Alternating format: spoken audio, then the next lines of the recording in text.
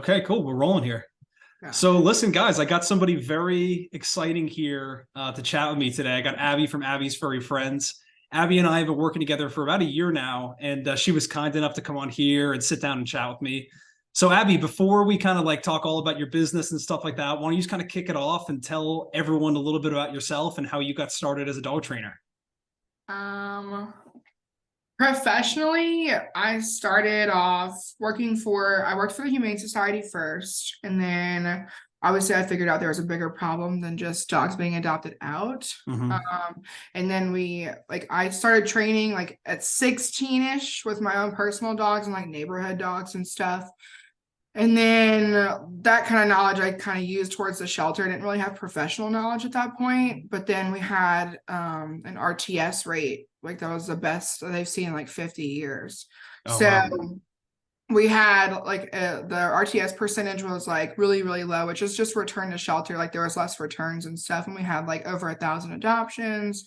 It was just really good. You can tell that there was a need for training in the shelter, Mm-hmm. but I'm not really big with politics as far as like how money is spent towards dogs. So we just didn't collide well. And I actually met a trainer, and then I started working with them, and then it didn't work out. So I worked with somebody else. And I just kept working under a trainer and trainer and trainer. And I was like, I really think I want to do this for myself. Like I want to do this. And so this is when you were younger, like 16 years old, around that time? I started at 16, like just regularly, but I think I was in my 20s because I was in my like early 20s, like 23, I think. Okay, so I'm 28 now, so yeah, I've been doing it Yeah. professionally for about 5 years. Okay, cool. I've been in my company for like 3 or almost 4 years, so 6 years I've been doing this. Oh, awesome. So then you started working for another local company, right? We don't have to like name any names or anything like that, but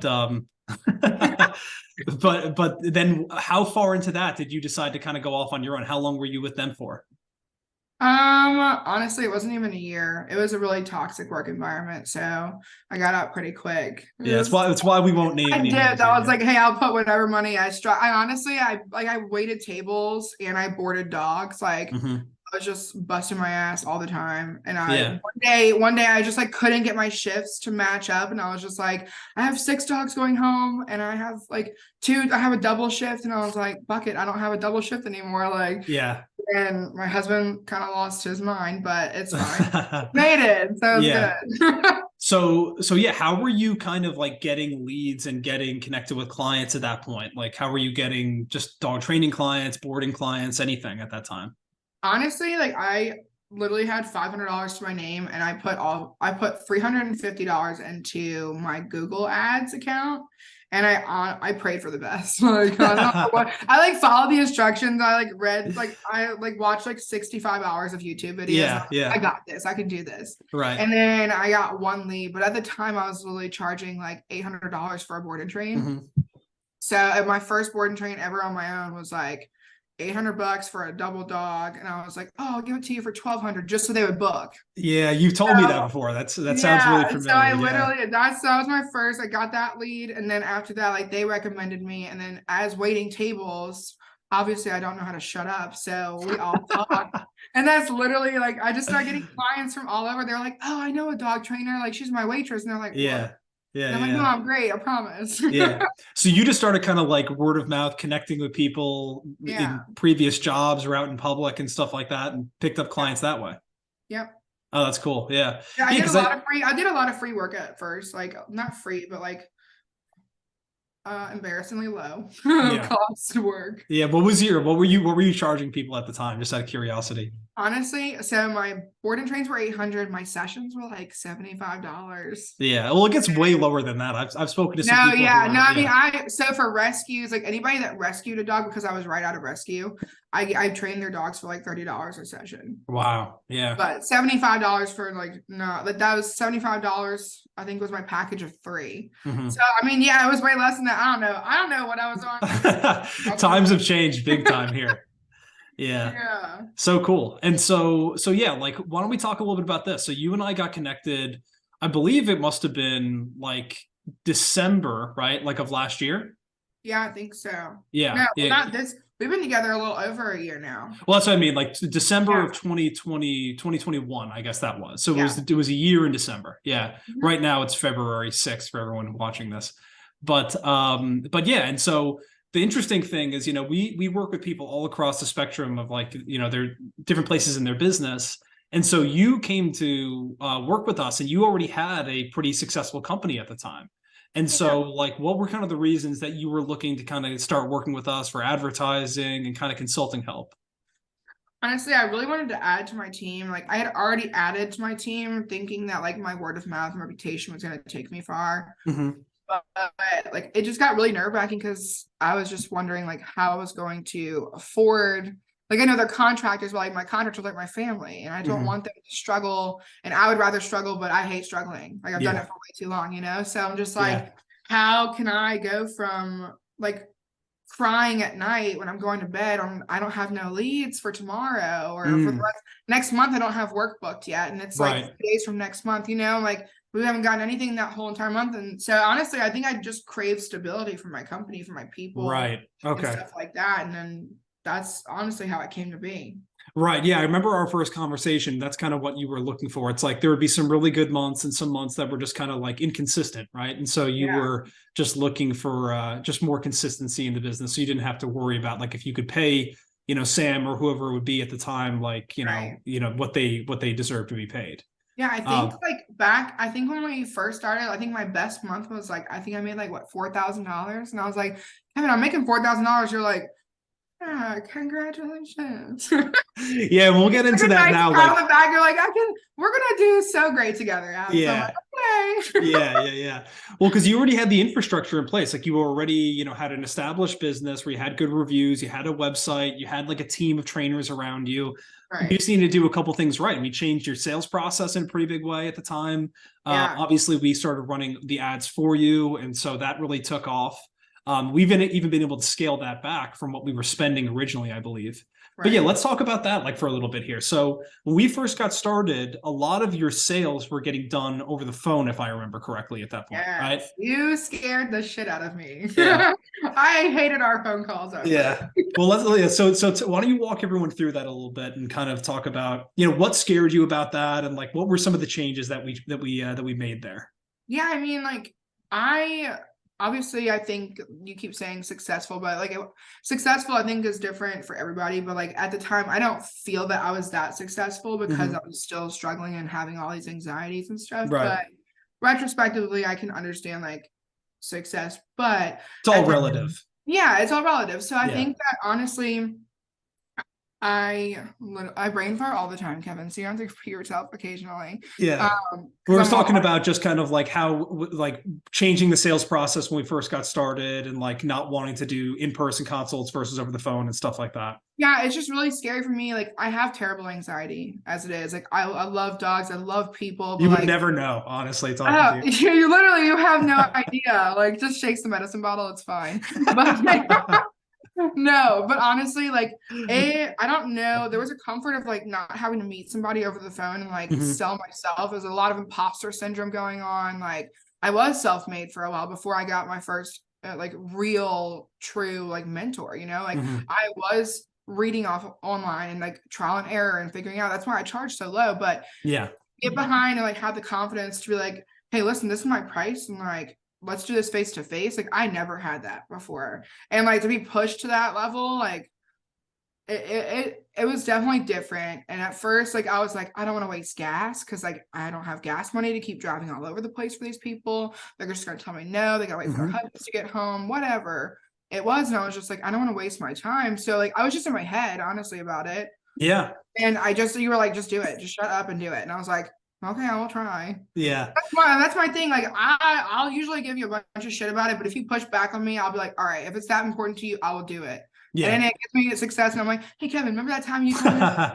I knew you were right the whole time. I just knew it. Well, it has to make sense to you. Like you need to kind of like, it needs to be compelling in order for you to do it. Cause I could just tell you to like, hey, go do 50 jumping jacks and stand on your head. And you'd be like, how is that going to help me? Right. So I remember having a conversation with you about this. And yeah, I think that a lot of trainers struggle with this, where it's like you just said, am I going to waste gas? Am I going to go out there and they would have said yes on the phone. And even if they say yes in person, it's like, well, I just wasted an hour, going out there, whatever it may be. Right. And what has been your experience though? Like once you got out there and you started doing in-person consultations, like comparing that against trying to sell people over the phone. Yeah, I mean, there's no comparison, like Yeah. the thought of my trainers not going and meeting people in person now, like I'm like, how are you gonna book them then? Yeah. Like, I'm just Yeah. like, what do you mean you're gonna book them over the phone? Like, that's so impersonal. And I actually, one of my trainers just got complimented because she was like, everybody's been trying to book me over the phone, give me their prices and shoving me off. She went there and closed a $3,000 board and train. You know what I'm saying? Yeah. Like, Yeah. just because she took the time to do something for free in person. And then the lady Exactly. offered to pay for her consult too. And I was like, no, absolutely not.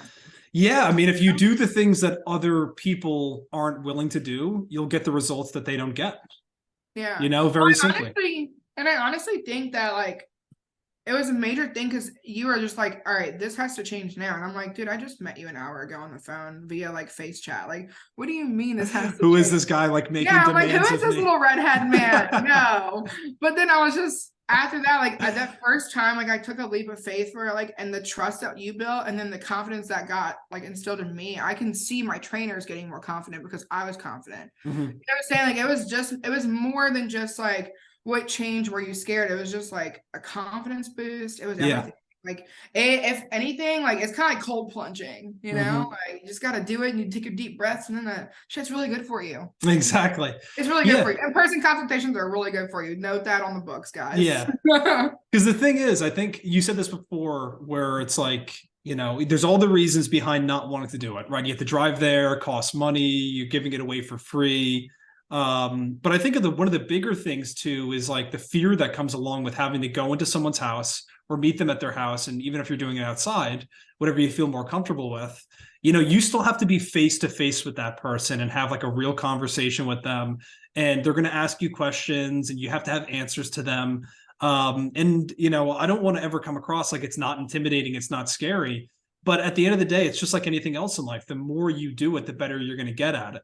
And what I always tell everybody is like, listen, if you can't sell people face to face with their dog right there, where maybe you can do some demoing with their dog and you can really go deep and have a real human to human connection and conversation, you can't sell them in that environment. You're going to have a way harder time trying to sell them over the phone in a 5 or 10 minute call, just because you can't, establish that trust and build that connection with them. Right. So let's And talk literally, about. I've had people cry on our first consultation. Like Yeah. they're like, "This is my husband's dog. He died. I feel like the dog died too with him." And I'm just like, "Listen, I'm put a slip leash on the dog, and then I do like 3 things, and they're like, oh my God, my husband, I feel my husband." And it's just like, that's an Wow. emotional connection. You know what I'm It saying? really Like is. that was Yeah. the most recent one I've had, but like, it's changed my entire life. Like I don't even, if anything now, I take it as not a waste of gas, but just a way to network. Because I tell everybody, I'm like, hey, listen, if they give me the whole spiel and I'm like, we can go ahead and get your payment process today. And they're like, I really need my husband here, even though I Right. told them to have their fucking husband there. Mm-hmm. And I'm like, hey, listen, it's not a big deal. At the worst case scenario, I don't want you to feel pressured. But what I do want you to know is that I'm here for you. And that if you ever need anything, you call me. Right. Mm-hmm. And that's the first people, those are the first people that put on Facebook, like, hey, call Abby's furry friend. She's amazing. They Right. never trained with me. They Right. love me. Exactly. And I feel like that needs to be humbled down. Shut up, Abs. But still. But I mean, like, I feel I love them too, And even if they pay me money, they like gave me something, Yeah. Like I gave them something. Yeah, you Like, can get it's word so of mouth simple. referrals that way. Even people who Exactly. don't work with you, right? Like they still can go out there. If you give them a really good experience and help them, they're still going to go out there and spread the good word about your business. Exactly. Well, it's just in this industry, especially like being a woman-owned dog trainer, like a woman-owned dog training business, it's a lot harder for us. And I know the male trainers are rolling their eyes, and that's okay. So I've had a lot of my like friends in the industry are male, right? So like I've had a lot of support, but I've also had a lot of hate, and there's just a lot of mixed things. But like you're talking about safety going into people's houses, like yeah, as a woman, I'm a woman-owned business that only employs women. Like and that's unintentional, but like Sam, I have to make sure she's safe. She has a baby. You know what I'm saying? I have to make sure I'm safe. At this time for Alexia, I had to make sure she was safe. And it's just like, how do you do these things going in? We live in New Orleans. So we're in a city that's one of the most dangerous cities in the United States. You know what I'm saying? Like, what are we going to do to make sure everybody else is safe? And then also try to make money, have a great time, make connections, and make sure people really like are not being crazy, you Yeah. know? No, So absolutely. there's a lot of risk involved, but I think like the main thing here is just trust. Like they trust me to do what's best for them, and like I'm gonna guide them in the right direction. And I feel like that trust heavily came from like me trusting you. Like Hmm. I'm like, hey, listen, no, Kevin has not led me wrong. Like it literally, we have WWKD. What would Kevin do? Like that's Oh, what we say wow. all the time. Like if I'm in like I'm pissed off and I call Sam, I'm like, this motherfucker. And she's like, WWKD. And I was like, he would say fucking too. Yeah. Like, Oh, man. That's I so think funny. it's so funny, but it's just true. Like it's more than just leads, or it's more than just money. It's more than just people. It's a lot more than that, you know? Yeah, yeah, absolutely. Yeah, and just to touch on this real quick, because we'll get into like the coaching and like all of that work we've done together. But I think that the number one thing when it comes to time spent in your business and the way that view in-person consultations is, I hear this from a lot of trainers, to go back to the idea of like, well, I have to spend money on gas to get out there. Gas is expensive. Like, yes, this is all true, right?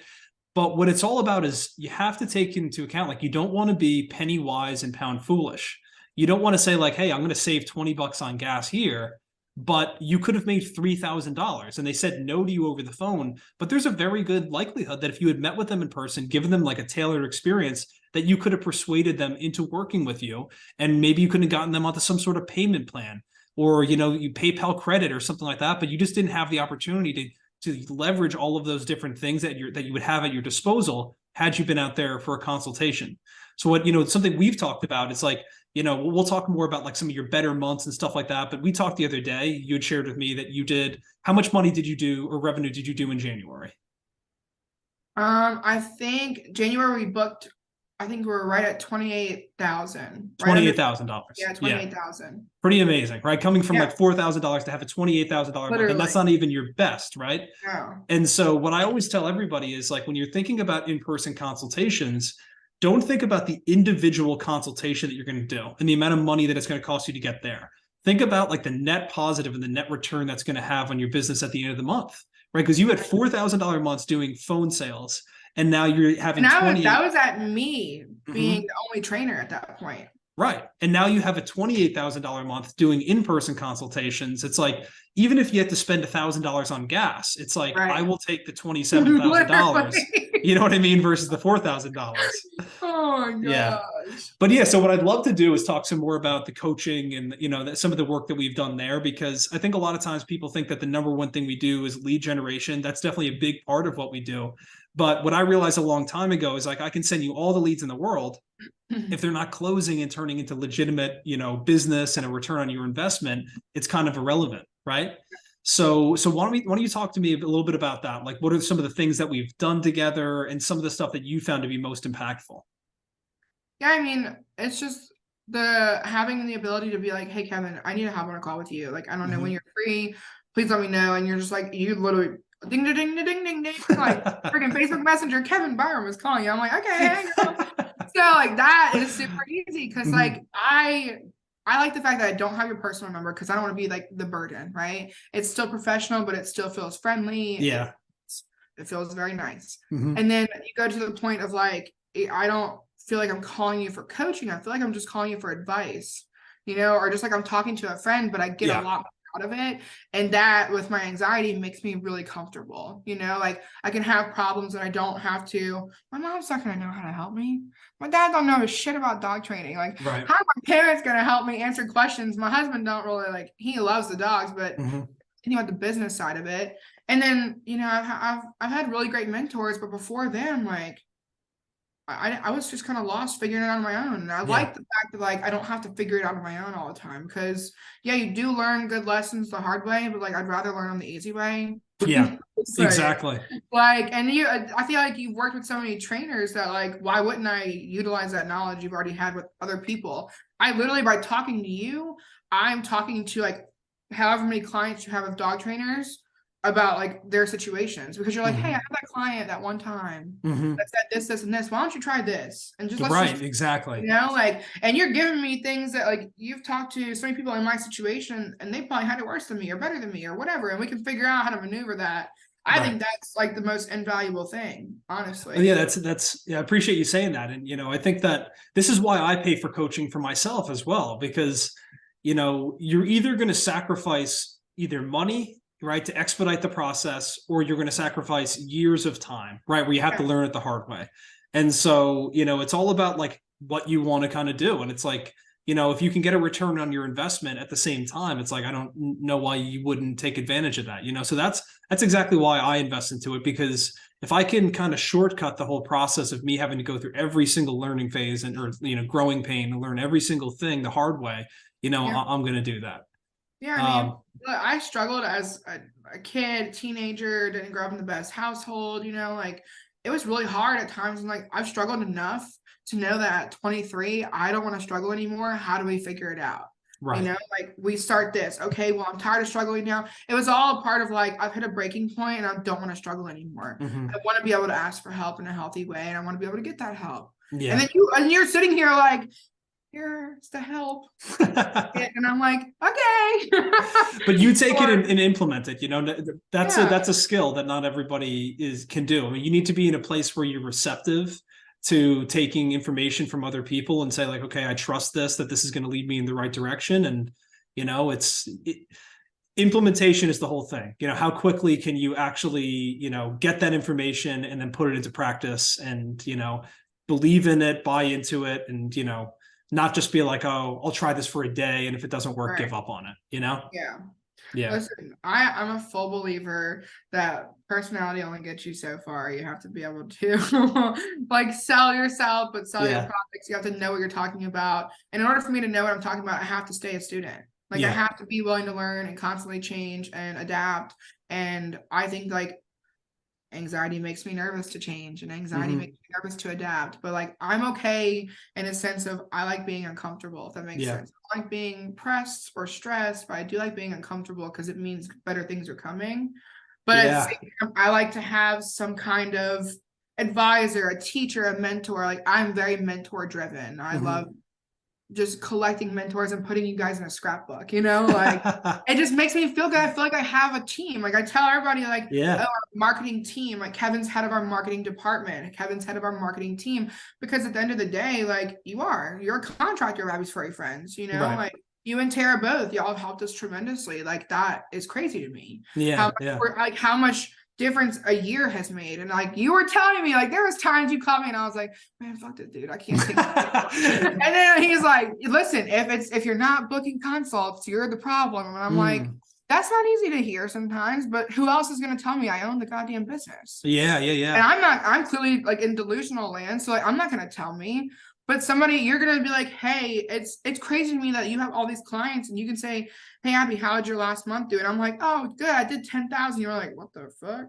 And I'm like, what, Kevin? Like, it's just like, my numbers are like, that should be way better. Where problem solve. You jump into my stuff, you go down a list and you're like, oh, where's your consults? Let's see how many booked that last year. Go to your last consults. Remember that? I didn't even have a calendar. I was like, yeah, well, I think that we all need to kind of be brought back to earth sometimes and just made things like, have somebody simplify things for us in a major way. And you and I have had a couple conversations like that. And, it's so easy when you're running your business to kind of like get really good at something and things are going really well. And then you slowly but surely kind of just like let it like fade off into like kind of reverting back into doing something else. Right. Yeah. And I'll never forget a conversation we had probably about 6 months ago now, where you were saying like, hey, people just aren't booking consultations anymore.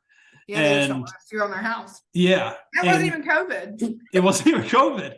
But then, we started talking about it and you started booking them again, right? And it was like, well, the market doesn't change that much, right? Like unless there is a pandemic going on, right? That's a different story, right? People don't want you in their house because of that. But what I'm getting at is like, you can slowly kind of start doing things or stop doing things that you may have been doing before, right? Stop selling them on all the benefits of just, hey, this is why you should do a consultation, and just saying like, hey, would you like to do a consultation? There's a big difference between those two things.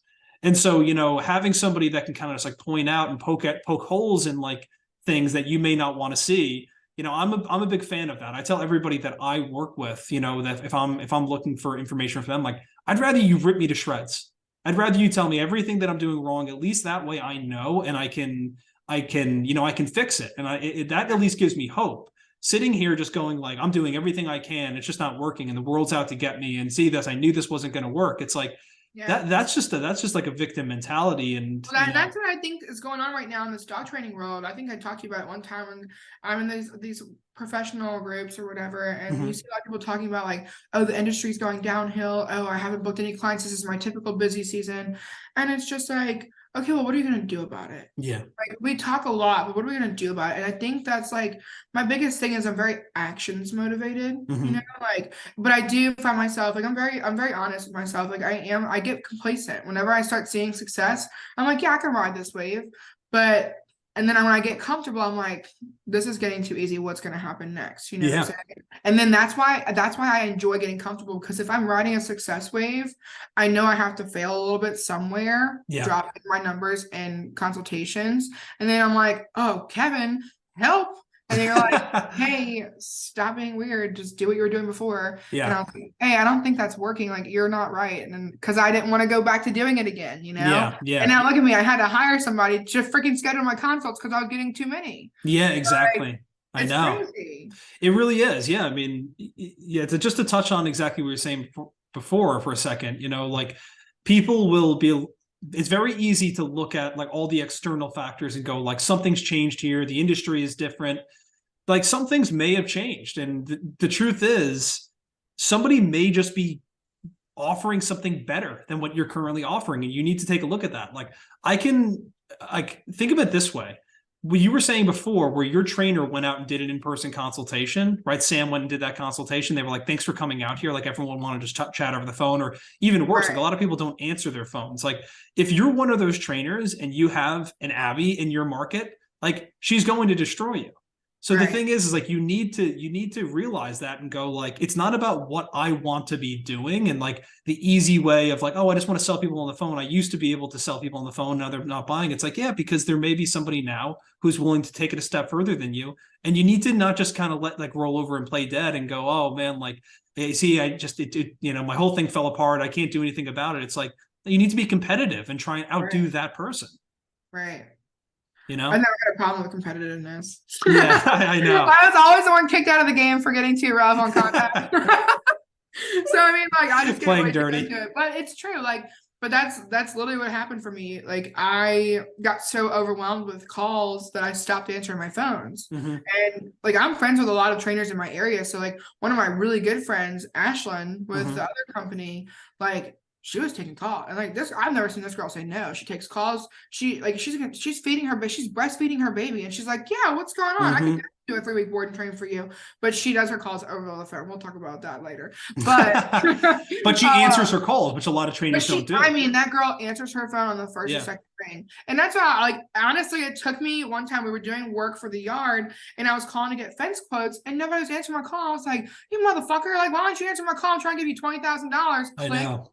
And I'm like, oh shit, this is how people feel about me. Like I was ready to write a review on Google. You know what I'm saying? Like, and I'm like, man, I'm doing this to like how many people because I can't answer the phone and train dogs at the same time. Like that was a huge revelation for me. I'm like, what are you doing? Yeah.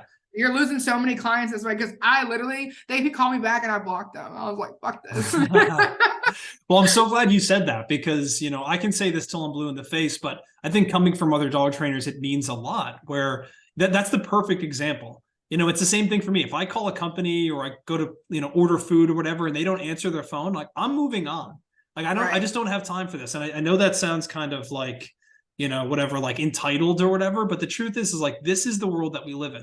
We live in a world where Netflix, you can watch on your phone, like laying in bed, and Amazon Prime stuff gets delivered the next day. Like everything is made so convenient. And dog training is not a necessity. Like it depends on, I say that's going to cause a lot of uproar. Right. But dog training, like we are offering luxury boarding. I do everything in home, not a facility, right? I offer things that most people will not offer, but I have certain rules. I know that tomorrow I can wake up and people are like, I don't give a shit about training my dog. I can just spank it, or I can just do this, or I can just give it to the shelter. Like dog training is a choice. And Mhm. like, you have to be like, people have to want to choose you. Like, Yeah. you have to be desirable to a certain extent. That's why we have a certain aesthetic on the website. That's why we have a certain aesthetic to like, I don't want to say people pleasing, but like, if my girls are not smiling when they're training dogs, I don't like, my rule is act like you have a camera on you at all times. So Mm. that way when your hard days are hard, they don't look hard to other people, Yeah. because at the end of the day, they look at you and you're training a dog and you have a mad face on, they're gonna be like, why does she look like she's pissed off in her life? Yeah, It absolutely. honestly, it kind of all goes back to like, I know that I am not Waters. I need my groceries paid and I need my electricity on. I'm not on those top three, but I want to be your six. I want to be your five. You know what I'm saying? I Mhm. want to be up there with them. Right. And I'm gonna figure out how to let you know that I am up there with them, even if I'm on number 10. Like, I will Right. make you like I'm number 5. Yeah. You know what I'm saying? And that's honestly what I think, that like, that's where everybody kind of gets confused, and it's just like, dang, dude, it's Yeah. normal, you know? Yeah. And yeah, I mean, just to put a final point as well on what you were saying before about like getting the fence done, and you had this experience where you're like looking at it going like, why aren't these people answering their phone? That's the norm. If you want to differentiate yourself from other people in your marketplace and set yourself apart, like answer your phone. Start with Yeah. that. Like there's a lot of people that do Someone's not do gonna that. choose somebody, yeah. Yeah, exactly. And if you can just be the one that just shows up, it's like going to college. Like, so much of your grade is just attendance. Yeah. It's like the same thing in your business. Like if you just are there to answer the calls and you're a smiling, happy voice on the phone and you say, hey, let's set up a consultation, and you can go out and get that job and it's going to be worth a couple $1,000s. Right. So it just starts with the mindset of like, I'm not going to let calls fall through. So what I would tell everybody is like, if you have an iPhone, invest in a pair of AirPods where so if the phone Yeah. rings, you pop those in, have a conversation.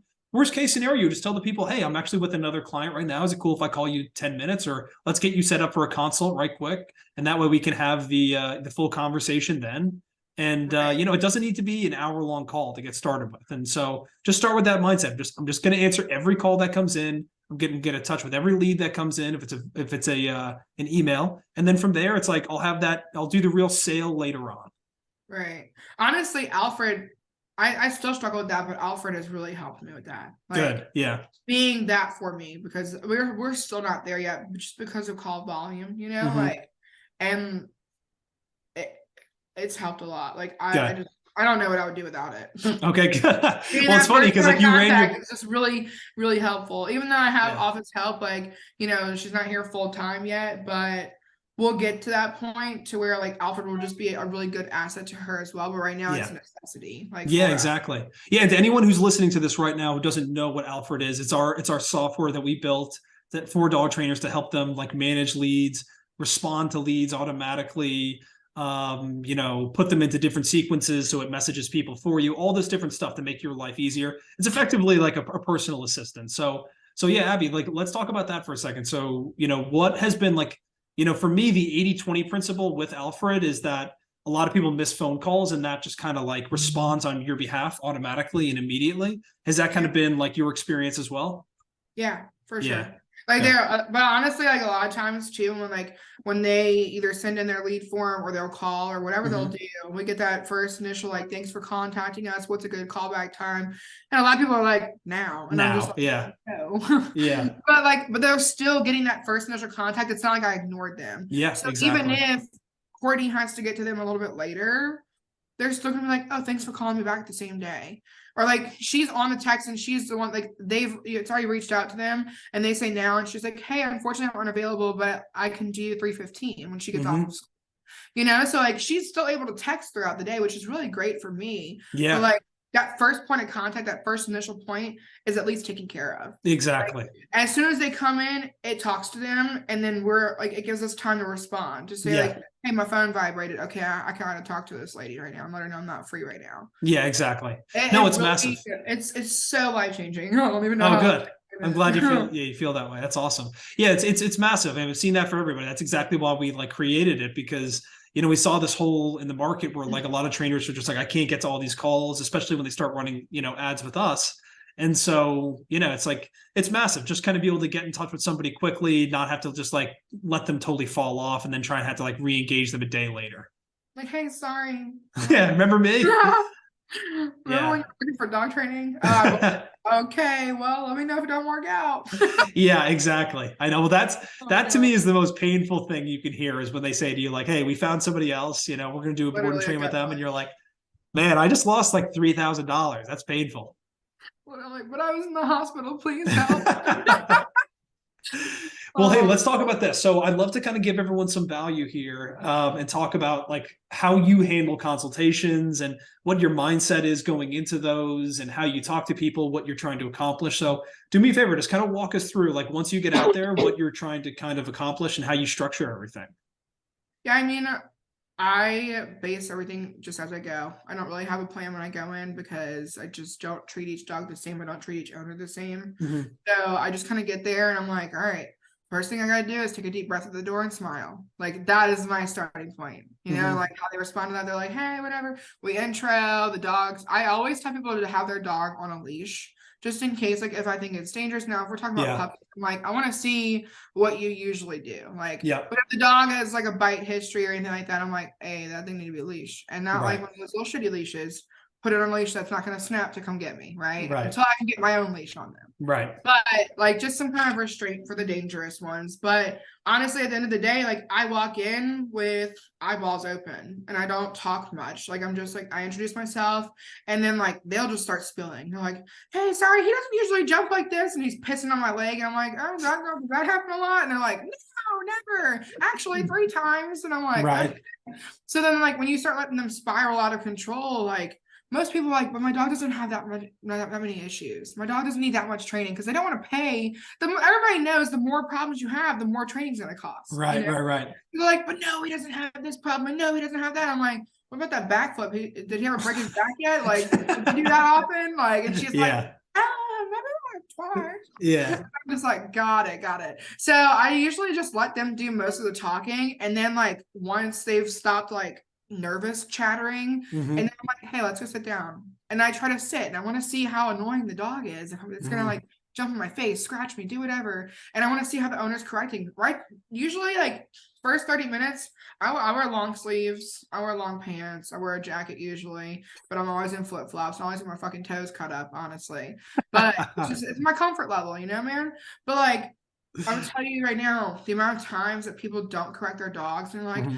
I was like, well, do you usually let them do this? And they're like, well, what else am I supposed to do? I'm like, great, starting point. And Hmm. that's when I'll go in and I just start with the basic slip leash and just like something to show them that there is control that is needed. And Hmm. like they act like you're God. And I'm just like, Yeah. this is not like this is just the tip. I was like, I don't want you to think it's this easy. This is gonna be Right. hard work. We talk about how hard work works. I particularly am very picky Hmm. about who I work with and like my client level. And I think that really it makes them kind of feel like, oh wow, I'm hot shit. Because I tell them, I'm like, I will not work with you if you will not put in the work. Right. Like I have no problem. And I let them know like your money that you're spending is non-refundable. So Right. like I don't care if it's $3 and I don't care if it's $3,500. You will not get it back if you do not put in the work. Right. And I will fire you. Like I have Right. fired clients before, and I just let them know like I'm a no bullshit kind of person. Like I tell you to your face how I'm feeling. You know, like you're gonna know if I have a problem with something, and I'm gonna give you ample opportunity to fix it. And if it's not fixed, we're gonna have the hard conversation. I Right. love having the hard conversations. My life is based on hard conversations. Like we can do it. How Right. you take that and how you respond, and if you change it and turn it around and use it as motivation, is going to be whether or not we're going to work out together. So And at you the end so of it that sounds like consult, wait, what'd you say? I said so it sounds like you do a lot of expectation setting with your clients and like the type of clients that you work with. And I think that's smart. Like, first Yeah, off, it delivers a better, like caliber higher, I shouldn't say better, higher caliber client to you with somebody who's actually going to put in the work that they're supposed to. Right. right. And the other thing is that then you don't need to worry about like, oh, they're not getting results. And like, can I really charge them this much money? I mean, I know I've heard from other people that run their businesses, they're very strict and they say like, hey, if you're not willing to kind of do this the way that we do this here, it's like time for you to kind of, exit the ride here and Right. go in a different direction. And And so, I yeah, go ahead. honestly think that like people, I get questions a lot about, you mentioned the reviews earlier too. Like Hmm. a lot of people are like, oh, you don't have not one single bad review. and I've never had to shut down my page. I've never had to turn off anything. I simply only work with people that I feel compatible with, and I empower my trainers to do the exact same thing. Yeah. If you know this person's not going to be a fit for you, you can tell them, hey, I think this is out of my range, but I can get my trainer to come in, like my boss, which is me, and then I'll be like, hey, look, you're a piece of shit, you got to go. Like, I can't do this. You know what I'm saying? Like, but not in those words, but like in my mindset, like if they think that they're just, because Sam is soft spoken, but she's learning how to like assert herself. I have no problem being assertive. So like sometimes those headstrong women or men, they come in and they know everything, and I'm like, hey, you called me. Just remember, like, you needed to reach out to me. I did not need to reach out to you. Yeah. You know, like, and that she has a hard time like communicating that and displaying that, and so that happens. But at the end of the day, I just think that if we set the expectations for them, they usually like they call for help. They want to know what your opinion is. And I'm going to tell you, like, hey, I will guide you all along the way. And this is not, I don't say like, oh, in 2 weeks, your dog's going to be perfect and it's going to come home and it's going to be a little bitty work. No, I say, hey, listen, your dog's going to come home and it's going to do everything that it was doing before. And then the difference is going to be like, what are you going to do? Right. Because Like, that dog will test you when it comes home. Exactly. Like, whose house is this? Who pays these bills? Mm-hmm. That is my number one. They love when they eat that shit up. I'm like, who pays these bills? That damn dog don't pay no bills. Yeah. That's an Instagram model, and then let him do whatever he wants. But yeah, you have fun with people. Like, you'll joke around with them. Yeah. And it's not like shoot the shit. Because honestly, if you don't like me, you know off the bat you don't like me. You know what I'm saying? Like, there is no tabling it. It doesn't go from like here down. It goes from here up. So I mean, like, you know, if I'm too much for you off the bat, but no, but I feel like that's like one of your strongest assets is your personality, right? And like, I think that everybody should play to that. Right? You got to play to your strengths, you know, like if you have a good personality and you have a good sense of humor, like, you should let that out and let that shine, right? Because they're people, they find things funny, you know? And so like, go over there, build a real connection with them, you know, joke around with them, and kind of, you know, I think that there's a line, right, where it's like, you can be friendly with them, right? Like, you can even be friends with them if you really want to. I mean, I've heard that, but I'm friends with a lot of my clients. Like, I consider you a friend. Like, the conversations we have sometimes go well past, you know, business and into different territories. So the thing is like, you know, you have to pick and choose who you're going to do that with. But just going out there with just the intention of, I'm just going to sell them, and that's it, it's going to be strictly a business transaction, I think you're going to have a lot better success when you go out there and you're like, I'm going to try and build a real relationship, you know. I'm going to be me, and you're either going to like, they call you anyway to spend money. They don't know how much money they're going to spend, but the how much doesn't matter. And I think of that, like, I was an impulsive shopper that was like, I was a broke ass bitch. Like, I went to college and somehow I managed to spend $10,000 a year for shopping, but I don't have no money. So like, they always find money. People like me, we always find money. You know what I'm saying? Like, if it's worth it. If those shoes were worth it, I'm spending that money. I don't know how I got $120, but I got them for these shoes. I might not eat the rest of the week, but that's okay. You know, it's one of those things where like, if it's important enough to them, they'll figure it out. Exactly. But are you conveying how you're going to get the importance? Like, are you important enough for them? You know what I'm saying? Like, I have to equally match. They're allowed to have expectations. I want my clients, I asked them, I'm like, what are your goals? What are your expectations? Like, what do you want from me? By the time I'm done telling them how it goes, after they've shown their ass the whole first time, they're like, honestly, you just tell us what we should be expecting. And I'm like, okay, that's super easy. Let's go. Let's do this. You need to expect to pay me $3,500. That's what we need to do. And they're like, holy shit. And I'm like, yeah, holy shit is right. And I said, now think. And then like, for the people that are like, oh, that's so much. And I'm like, your dog is 5 months old. Okay. This thing is going to be a hellion. And your couch costs $4,000 that it already ate the back of. So like $3,500, or how many more couches? You know what I'm saying? How many more times are you and your husband going to have this conversation? How many times until like your mental health is under duress? Like you're talking about pennies on the day for the rest of this dog's life. And you're telling me $3,500, and they're at that point they're like, that fucking couch cost me $4,500. And I'm like, I know, I just told you that. Well, so that was going to be my next question. So I'm glad you said that. So a lot of times I think people in general, when they first start, you know, entering a sales position, one of the most difficult things is, how do you handle the objection, right? So when that inevitable objection comes up of like the price, and they say to you like, oh, well, that's just a lot of money. I don't know if we can afford that. Or, we need to think it over and get back to you. Or like, how do you typically go about handling stuff like that? Like you said before, you'll kind of bring them back to like the expense of what this can cost them over the lifetime of the dog, right? Like what are some of the other things that you'll kind of touch on with them?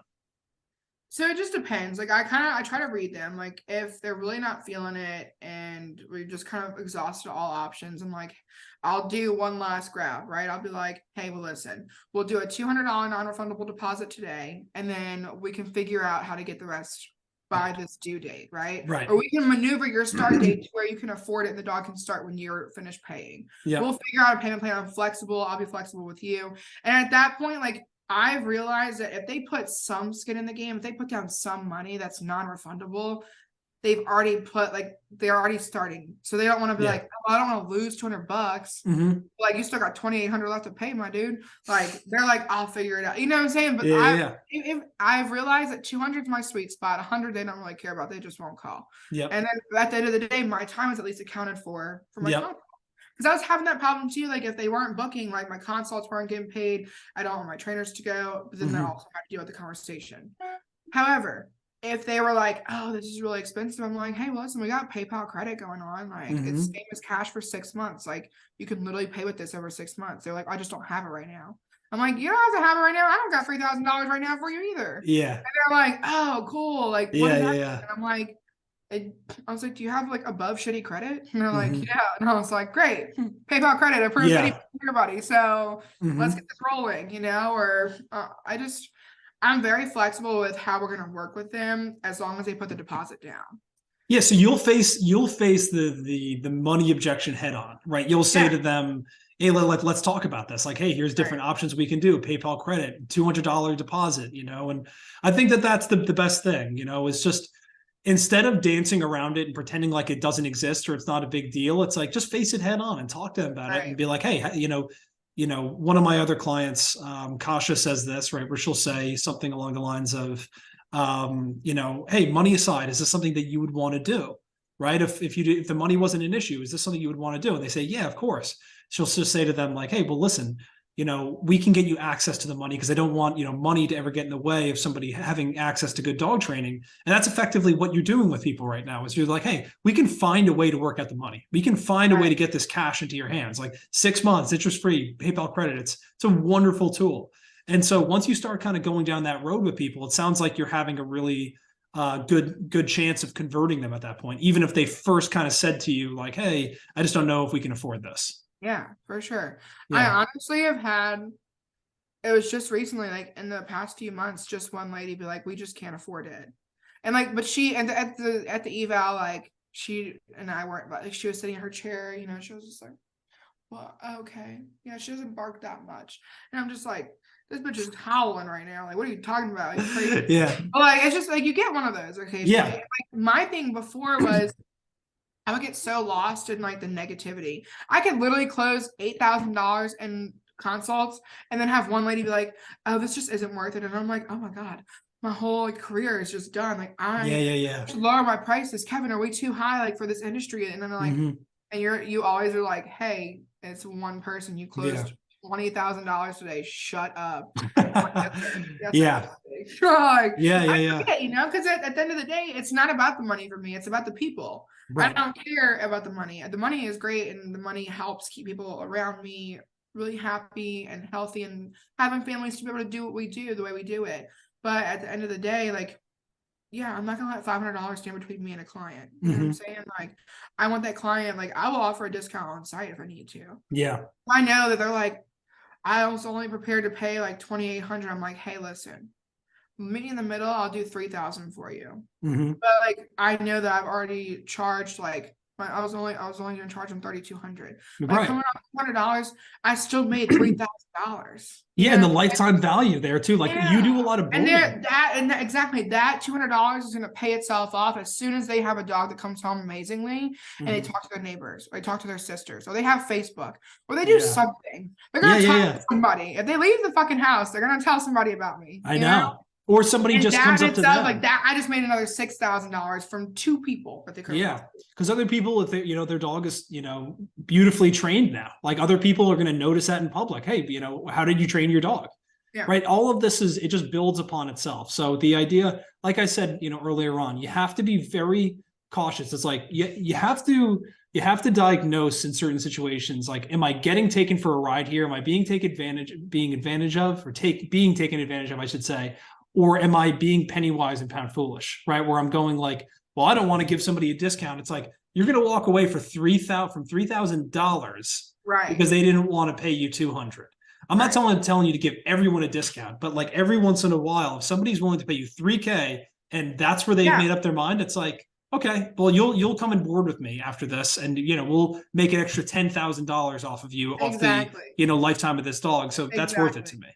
Yeah, for sure. And honestly, like you just got to make them feel a little special too. Like I Mm-hmm. I'm a shopper by a buyer's experience. Like I Mm-hmm. want the buyer to make me feel so valuable. They're like walking into Louis Vuitton. I love Louis Vuitton. They're like, oh, Miss Danny, can I offer you this glass of champagne? Yes, you fucking can. Thank you. Oh, Miss Danny, can we do this? I'm like, I bought a wallet. Yeah. They act like I bought like a whole handbag collection. You know what I'm Yeah. saying? Like, Mm-hmm. and that's my thing is like I love being pampered in the buying process because I am spending money. And I Yeah. want people to feel that too. So I'm like, hey, listen, I'll give you this discount, but I'm telling you right now, you fucking tell your friends and I'll Mm-hmm. never talk to you again. And Yeah. they're like, oh no, we would never tell. And I'm like, all right, look, I'll give you $200 off right now. Like no questions asked, put your deposit down. I'll take the $200 out and it's done. They're like, all right, done. And I'm like, Yeah. done. Yeah. And then they're like, this lady is the fucking best. There's nobody better than her. And then I don't know why. That's because I gave him $200 off, like, Yeah, ask them for a review. You know what I mean? Just tell them yeah, like, hey, I'll tell you what, and now be careful with this because this is don't buy your technically reviews, against the right? terms of service on Don't buy Google your and reviews. Facebook. But at the same time, it's like you can have conversations with people like that. Like I'll tell you what, like as long as you're willing to share like your positive experience about us online afterwards, like I'm happy to meet you in the middle and give you this, right? Yeah, And so yeah. So let's do this. I don't want to keep you all day here, but I just want to go through like one or two more things, then I'll let you go. Okay. I know your okay. time is very precious. No, you're fine. So let's do this. Let's talk about like, you did $28,000 last month. Let's talk about some of your better months here. Like, what are your like higher grossing months? Like, what did that look like for you? How many trainers did you need to have on board to do that? Do you have those numbers off the top of your head? Off the top of my head, I think our best month was, I think we did 35,000. Hold on, Mm-hmm. let me do some quick math real quick. Yeah, I think that sounds about right. Yeah, Thirty-five because I thousand. think I Yeah. think we're at 35,000. My average monthly income, like I don't go lower than 21,000.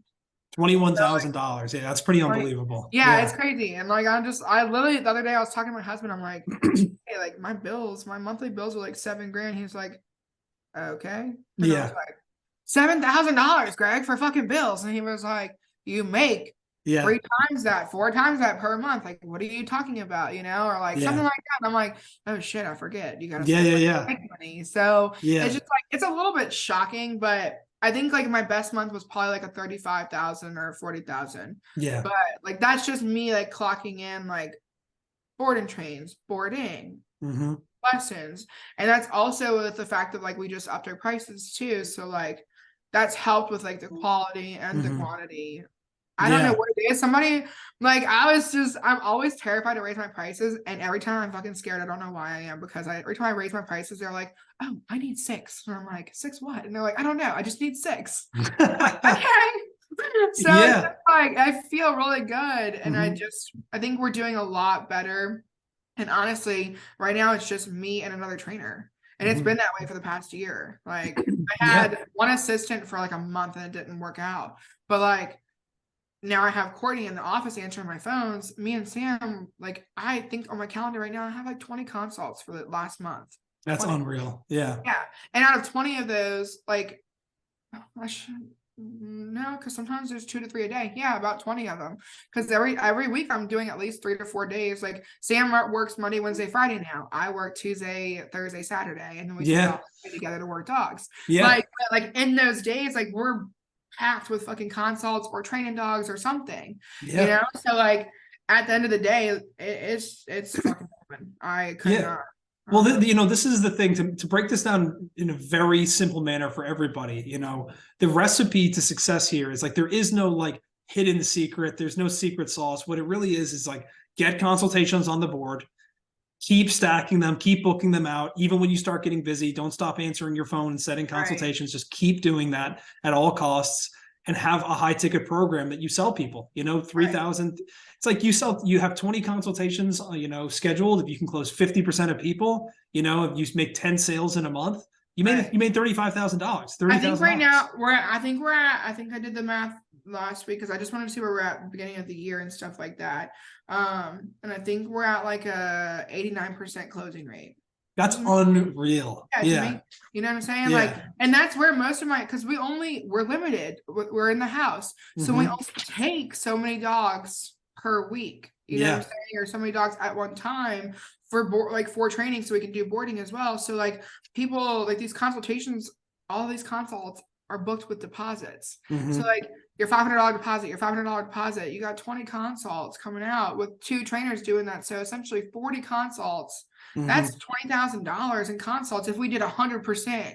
You know what I'm saying? So like and I'm able to do that and just start booking out different times. And then like the different programs, like I'm not just a board and train trainer. Board and trains are my higher ticket items, but like I literally raise my prices for day training. I take a dog for 3 days and I make almost as much of my board and trains.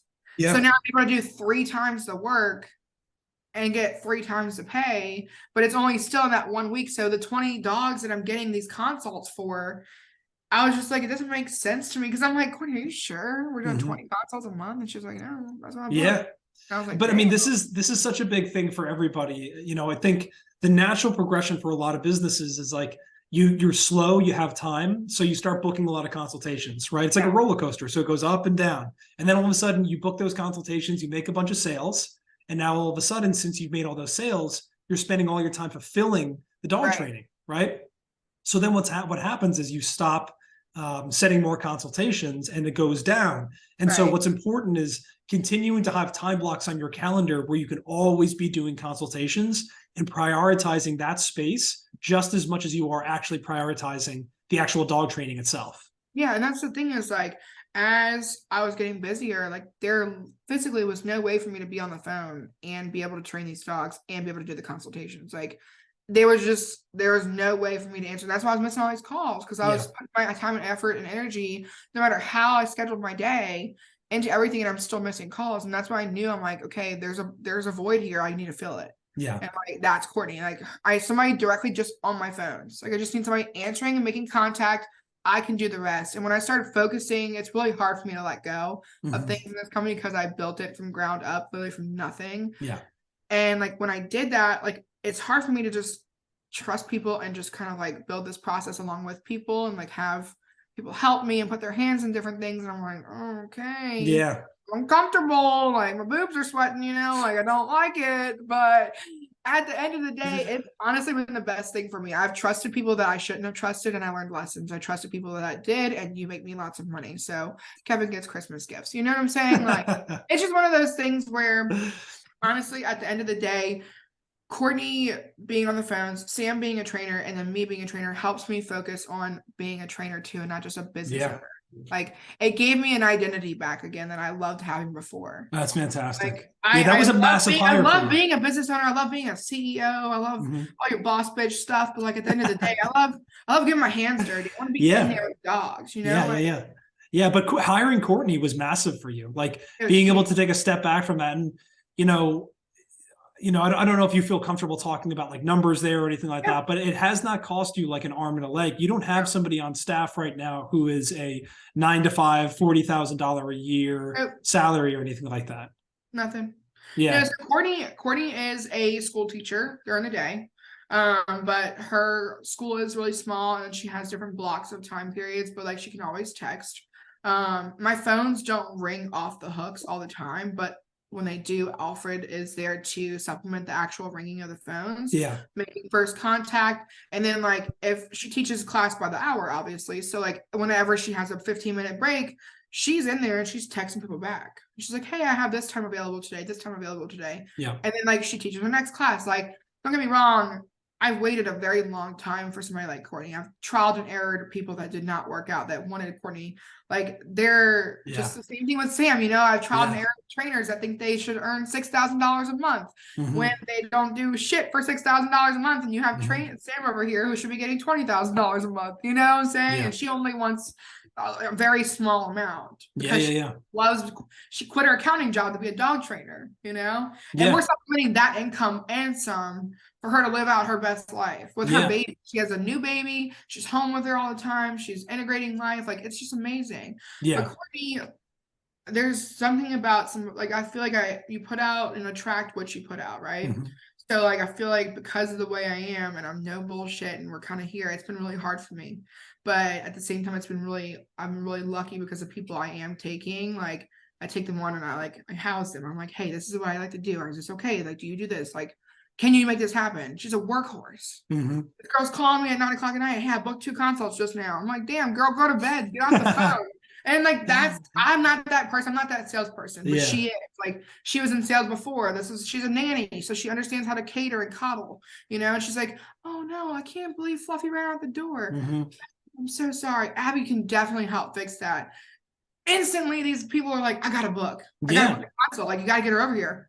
How can she get him out the door? Courtney's like, I don't know what the fuck she does, but she does it good. And so like, it's I mean, it's incredible. I think that the number one thing I really want to touch on here is a lot of times people are like, oh, I can't afford somebody, you know, to do that for me. Right. And it's like, well, the way that you have things structured right now, that may be the case. Maybe you're not charging enough money, you know, maybe you're not getting enough leads. You're just not getting enough business. So what I would tell people is like, there's going to be a period of time where you're going to have to grind it out and do it all yourself.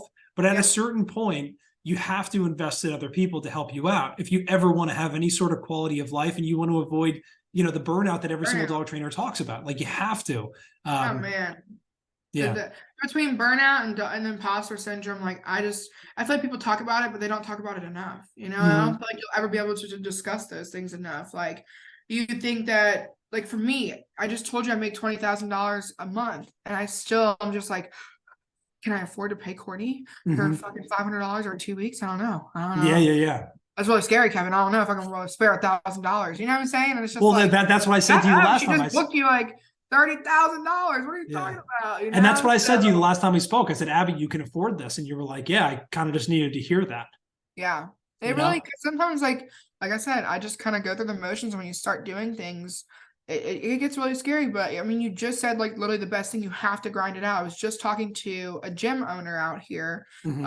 We were really close. He lets me train my dogs at the gym, and like he was sleeping on the couch in his gym when he opened it. You know, and the lights sometimes weren't on. We all trained there. Like, we all go to the gym there and we fucking sweat it out in the middle of the summer in Louisiana heat because this man can keep his electricity on it at first when he opened it.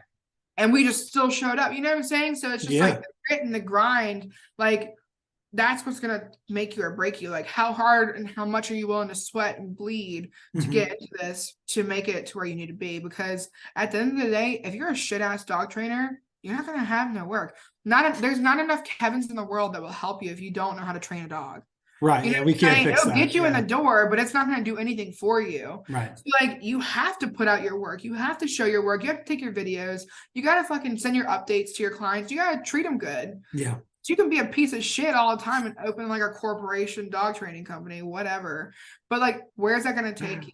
You're going to be negative attention. I mean, any attention is good attention, whatever you can train it in, but like, I'd rather not have negative attention. Yeah, exactly. Okay? Like, especially in this world, like, there is negative attention means jail time for animal abusers. You know right, absolutely. I mean, that I don't mean like animal abusers, like it's jail time for people that abuse animals. So like, your dog training better not cross into that line. You know, there's not enough marketing you can do or leads you can close. We can't fix that piece of shit. Like, if, I don't know what else to tell y'all. You know, if you're not booking and you're not listening to Kevin, and then it's just not working, I mean, maybe you should look at what's going on behind the scenes. Well, listen, I'd love to talk about this real quick. So the question I always ask everybody to kind of wrap things up is, you know, if somebody is in a situation now that you were in, you know, a year or 16 or, whatever it may be, right? Like 18 months ago, like what advice would you give to that person? Like, putting yourself back into those shoes, what would you recommend to them? Spend money.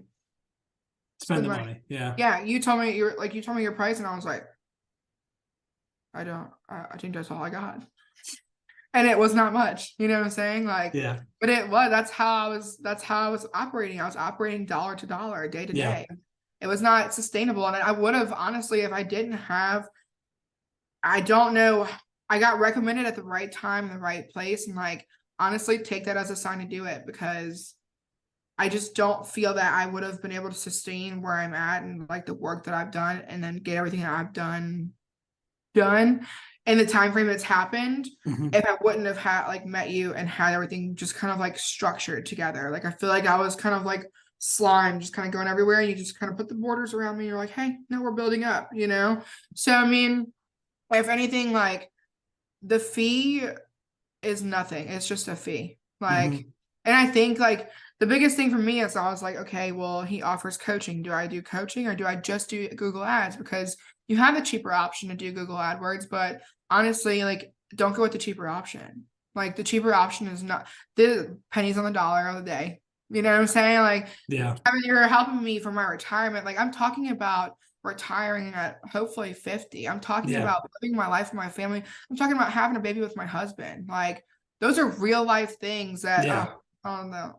Yeah, no, Sorry. this is the stuff I love But talking to like, all my clients about. Yeah. this is the stuff that's really, I didn't think, like, my husband knows, like, whenever I opened my training company, we had a really hard talk of like, I'm not gonna be able to get pregnant for a while, because like, I don't want to take off of, I can't afford to take off of work to raise a baby. I can't afford to not work to have a baby. And if I'm on bed rest, if I have to do this, if I have to do that, like, I can't do it. Like, we physically won't make it. And he makes money. Yeah.